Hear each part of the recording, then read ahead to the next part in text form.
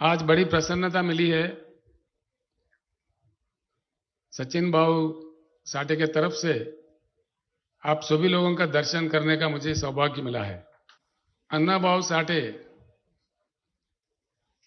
उनके जो तड़प, जो कविताएं सारे समाज के लिए, शोषित, पीड़ित, वंचित लोगों के लिए ही था।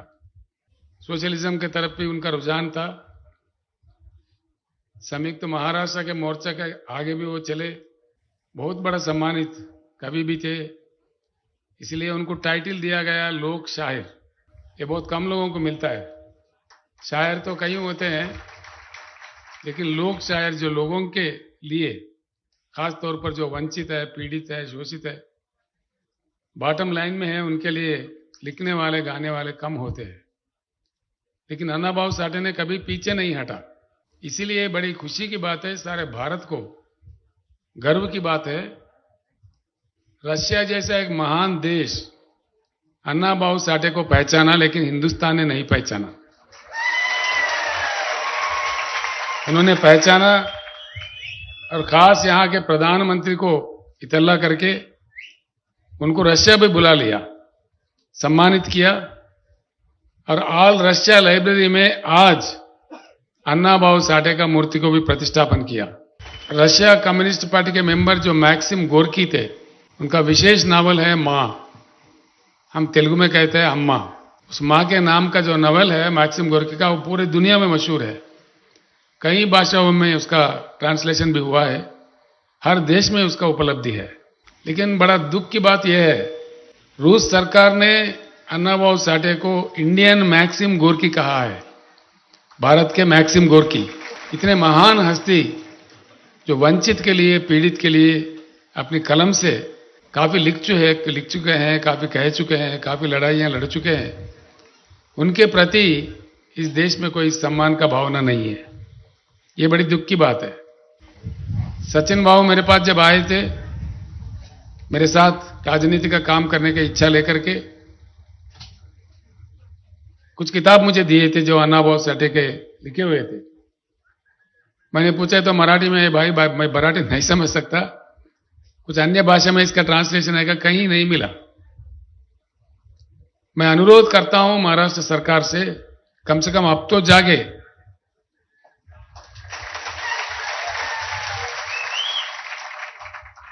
अन्ना भाऊ साठे जिस प्रकार का रचनाएं उन्होंने पेश किया है दुनिया के सामने, देश के सामने, वो किसी एक वर्ग के लिए नहीं होता है, सार्वजनीन होती है।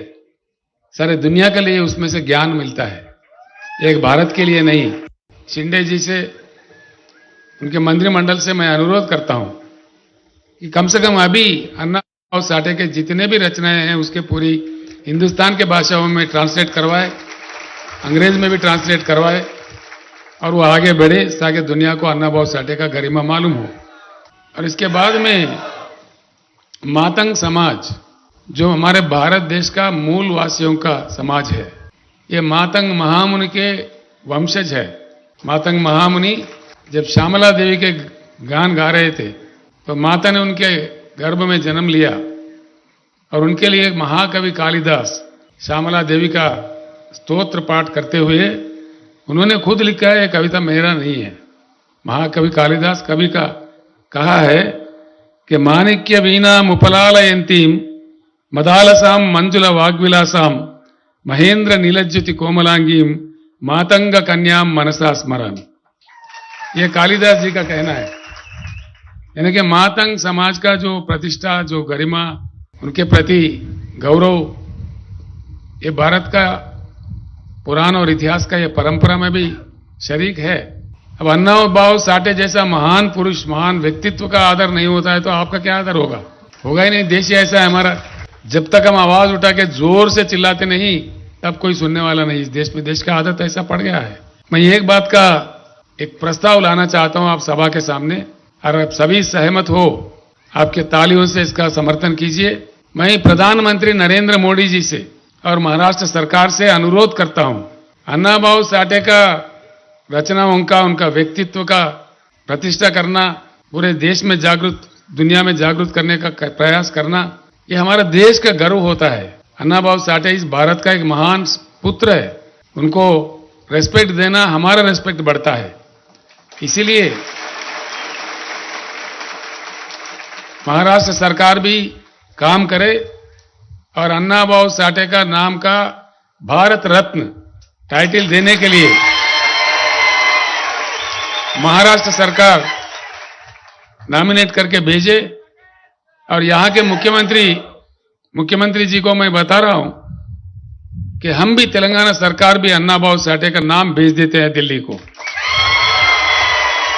मैं खुद भी प्रधानमंत्री को मैं चिट्ठी लिखूंगा, क्योंकि मैं खुद यहां आया हूं, हाटे गांव में देख चुका हूं, आपका जोश भी देख रहा हूं।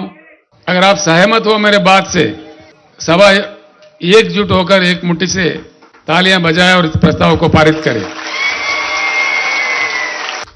प्रधानमंत्री मोदी जी से भी मैं अनुरोध करता हूं, अन्ना भाऊ साठे को आइडेंटिफाई करना, उनका सम्मान करना, उनको सम्मानित करना, ये देश का सम्मान होगा, कुछ और नहीं होगा।